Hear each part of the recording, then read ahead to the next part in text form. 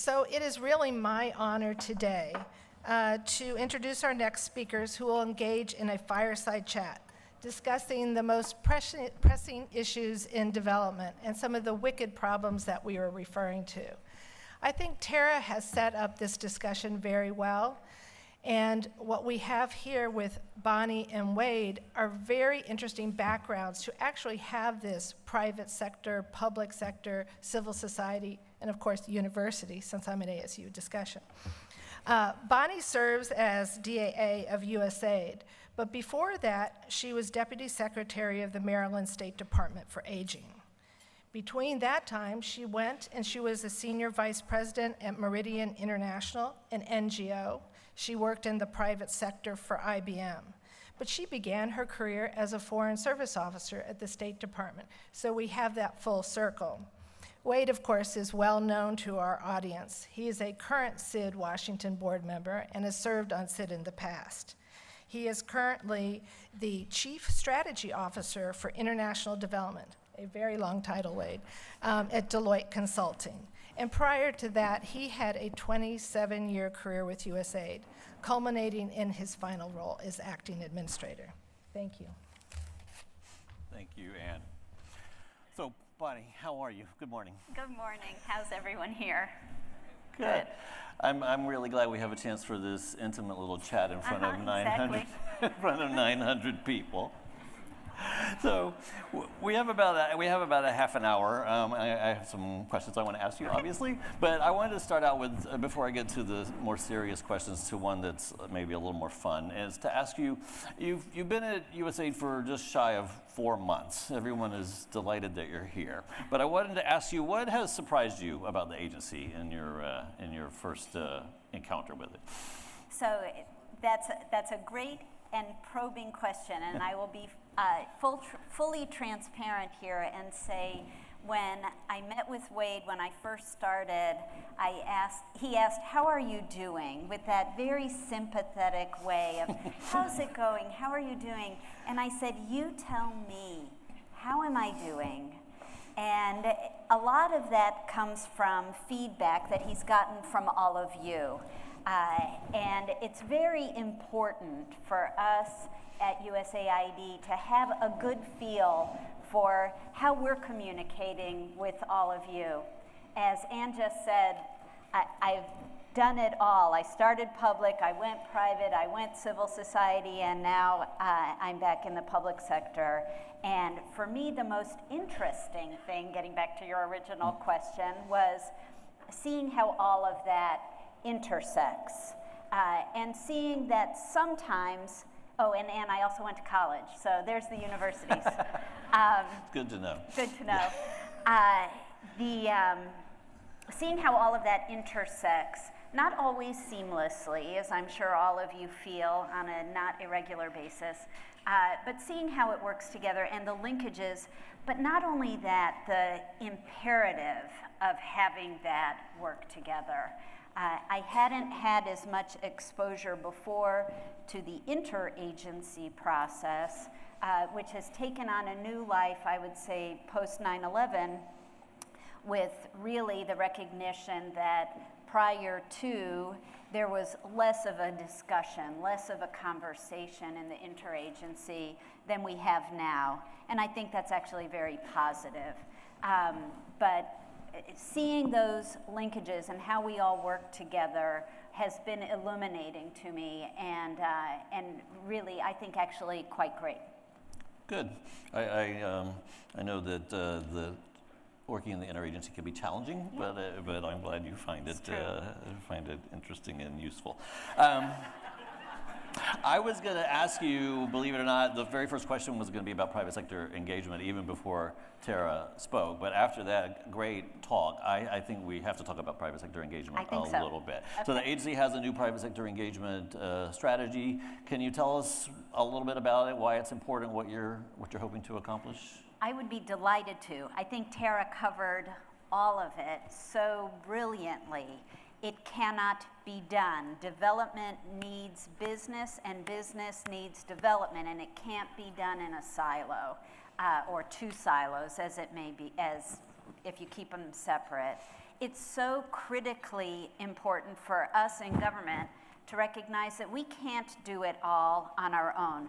We don't have all of the solutions. We don't have all the answers. We don't have all of the human resources. And get this, we don't have all the money. So it's not about us tin cupping it around to private sector and saying, hey, can you fill in that gap that Tara was talking about? It's us working with companies to ensure that our interests align with the end goal being that we're helping people. And when I came to AID, the United States Agency for International Development, the focus was on, of course, developing countries. But I came from IBM, where we looked at those same exact countries and we called them emerging markets. And I think the conversation around developing countries and emerging markets is one that has to be bridged. That it's okay to go into emerging markets with an eye not toward aid recipients, but toward the term that Tara used, which is consumers.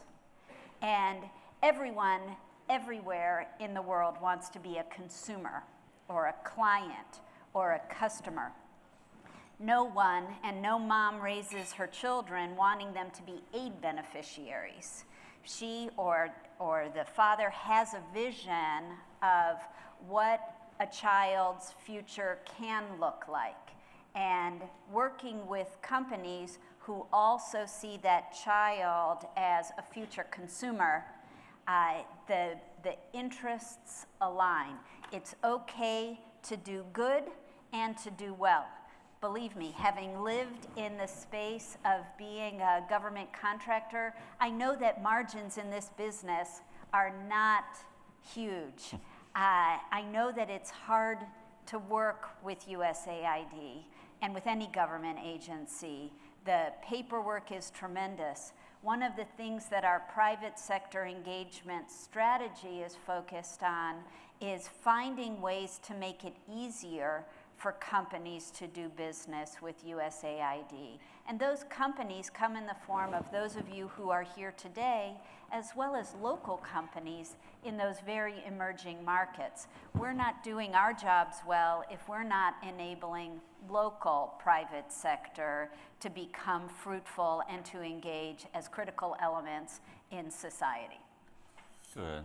So that leads kind of naturally to a question about procurement reform, Oh, okay. I think. And Tara said, referenced 360 days to sign a contract, which I think in some cases is actually charitable, unfortunately.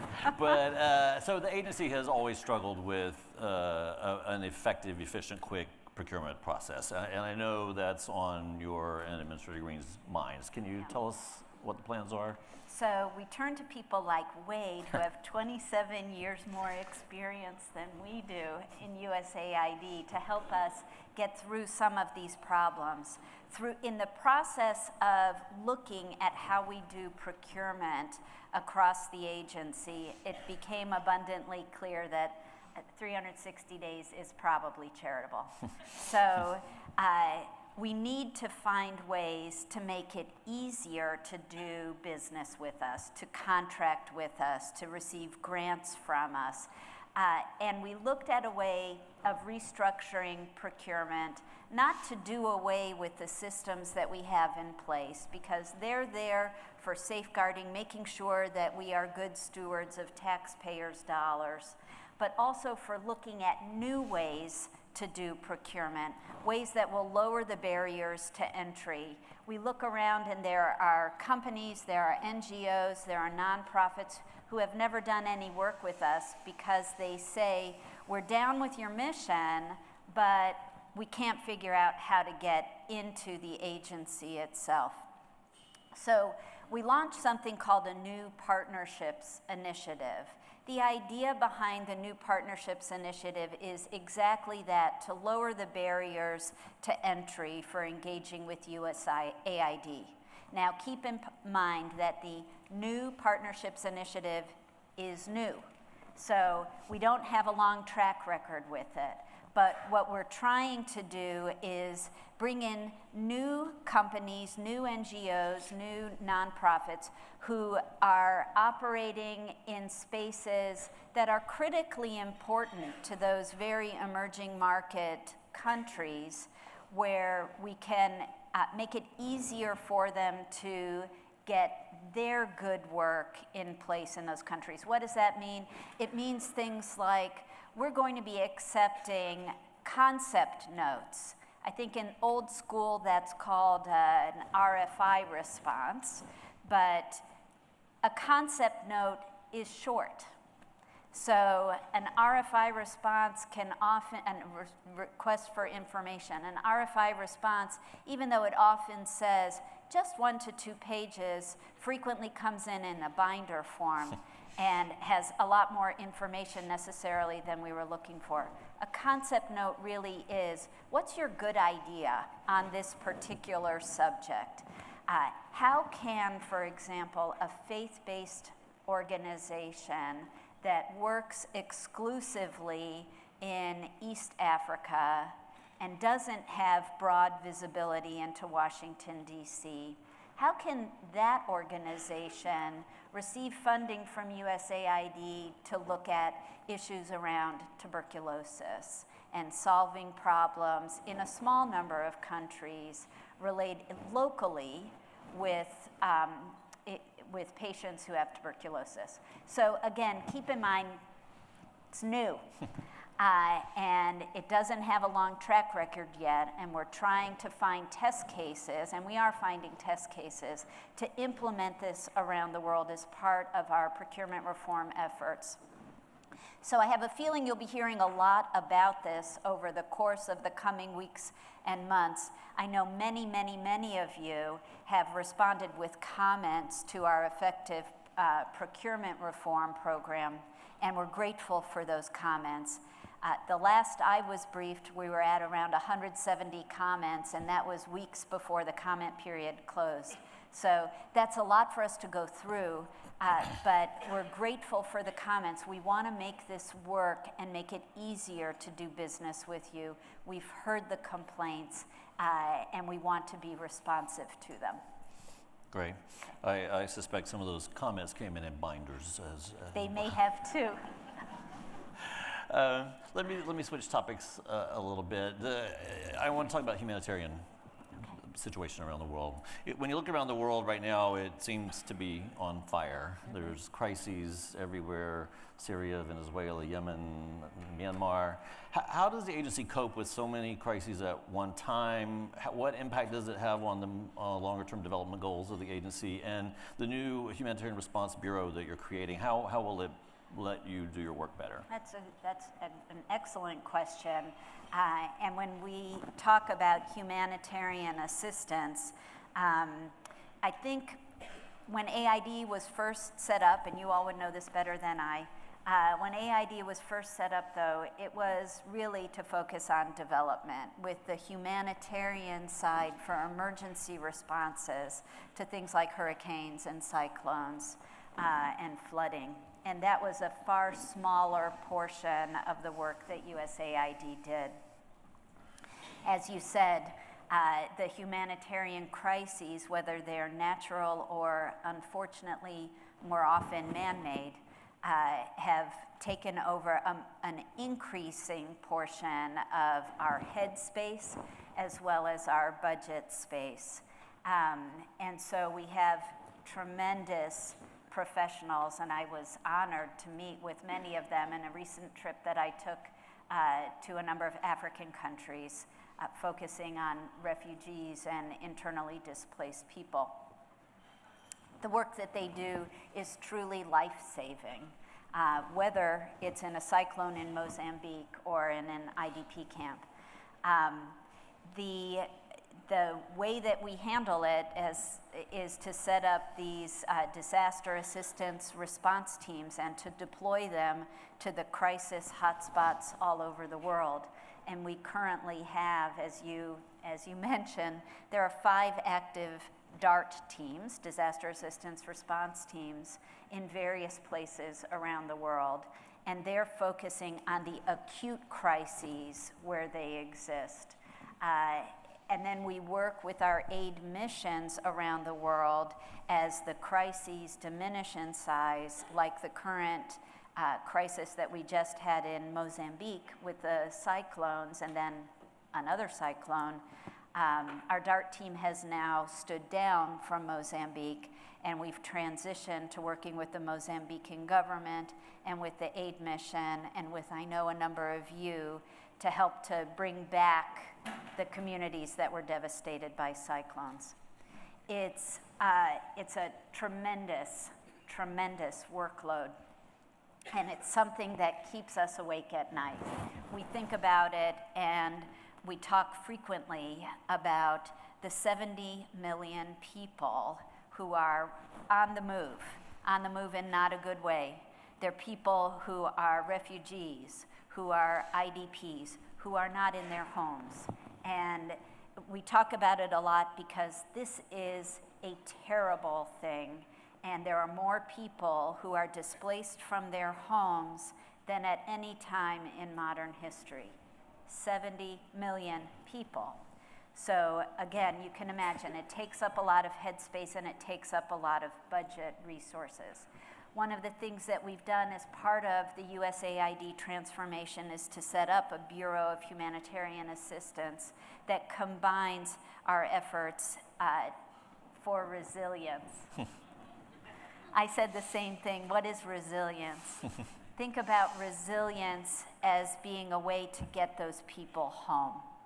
So humanitarian assistance includes our tremendous people in the Office of Foreign Disaster Assistance, OFDA, the people who are part of these DART teams around the world who run toward crises when other people are fleeing, and who spend their days and nights focusing on those who are in a crisis situation. Bringing in food security into that organization is exactly that. Food security, what does that mean? It's meaning that people, those 800 million people we recognized on World Hunger Day just 2 days ago, it's caring for those people so that they can bounce back and have food and have their children fed. That's resilience. So the Bureau of Humanitarian Assistance is designed to run from, by merging our operations for foreign disaster assistance with food security, it runs the spectrum from when that cyclone hits or when a dictator is unwilling to relinquish power so that a country can be free, that disaster and crisis to the point where children are fed when they're put to bed at night. Great, thanks. I want to ask you about China. Okay. This administration talks a lot about China, and I think some people wonder if the administration overstates the negative aspects of China's engagement in the world. Can you tell us what the agency's perspective is, what you think, how you see the impact of China's activities in the developing world? Sure. The answer to are we overstating the threat is no. And so when we look at the Chinese presence around the world in many, many, many, I'll say most developing countries, it's with a Chinese eye toward, not toward development. How about that? When USAID and other US government agencies go into a country and focus on development, we're focused on a journey to self-reliance. It's a journey that countries are on so that they can lay their own path, so that citizens of those countries can go from being aid beneficiaries to being the consumers that we all think about.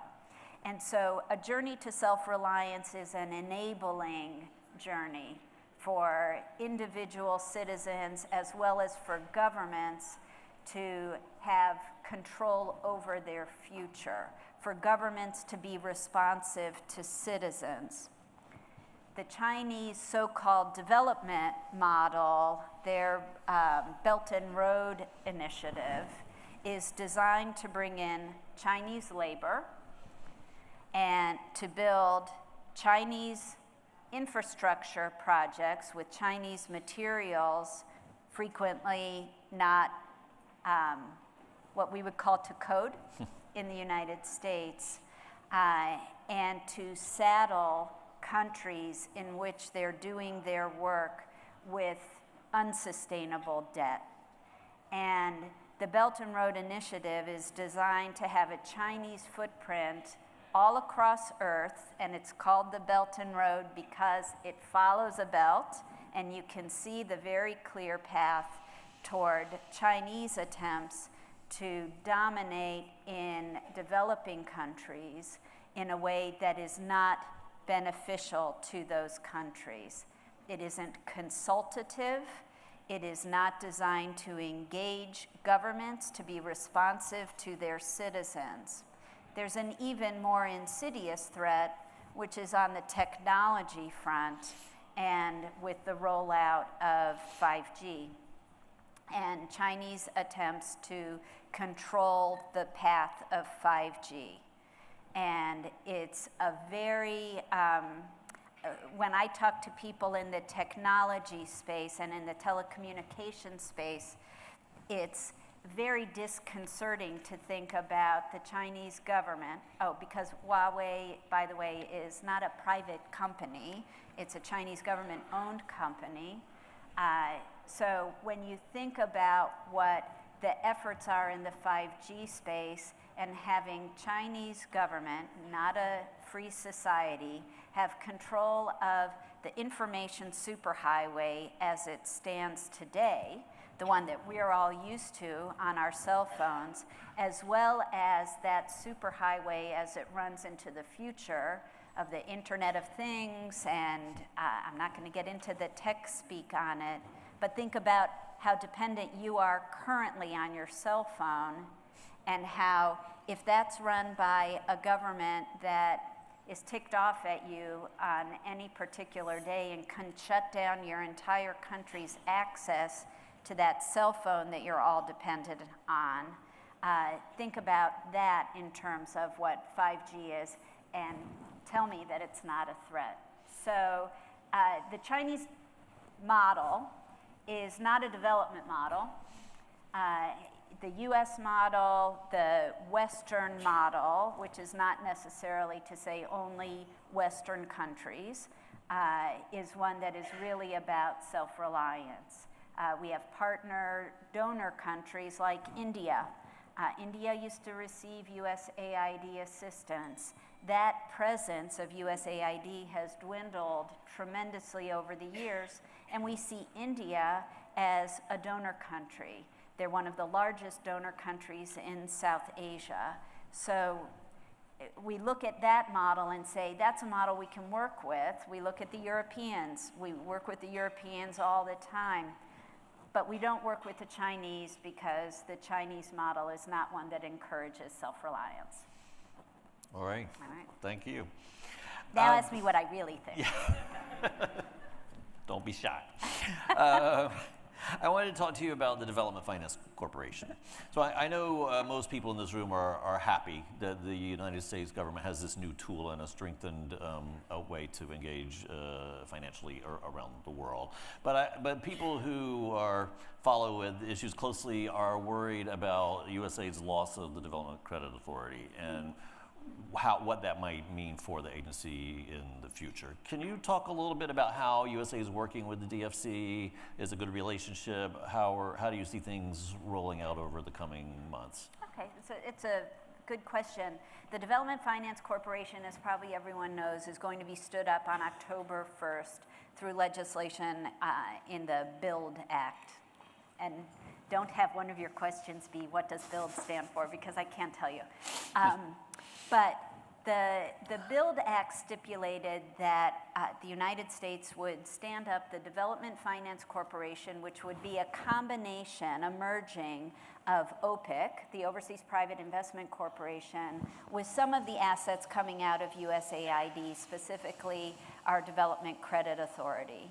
And what it did was combine OPIC's ability to provide risk insurance and loan guarantees, and DCA's, Development Credit Authority's ability to provide development finance. It's a great idea. To have all of the tools consolidated in one place I think will be much easier for developing countries to get access to finance that they need, and to help companies overcome some of that resistance to investing based on access to political risk insurance. What it also does, which is new both for OPIC as well as for USAID, is it allows the US government to take an equity stake in some of those investments that are being done through the Development Finance Corporation. So it's a tremendous idea in that it enables people to have much closer to, I'm not going to say it is quite there yet, but much closer to one-stop shopping when it comes to financing large-scale infrastructure projects, or even smaller scale projects that were traditionally financed through the Development Credit Authority. So I think it's a great idea. I think we're gonna roll it out, and there will be hiccups along the way, but we work closely every single day with OPIC to make sure that and I care about our people, so for us to make sure that our people who are migrating over to the new Development Finance Corporation are going to have a very soft landing with excellent colleagues, and I think that that's well on the way.